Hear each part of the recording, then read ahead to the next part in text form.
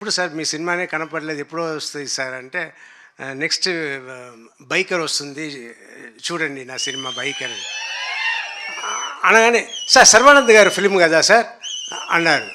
ఏంట్రా నా సినిమా అంటున్నా, సర్వానంద్ గారి సినిమా అంటున్నారు. అవునవును సర్వానంద్ గారి సినిమా.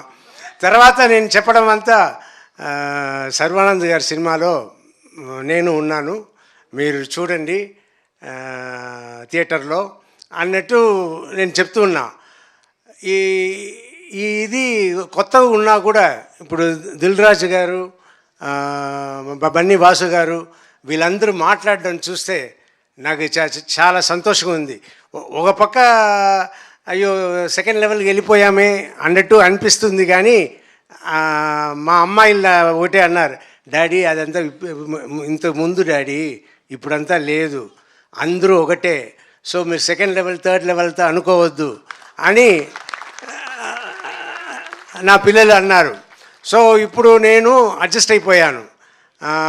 సో నేను మీ అందరికీ రిక్వెస్ట్ చేసేది ఏంటంటే, ఎక్కువ సినిమాలు నన్ను పెట్టుకోండి,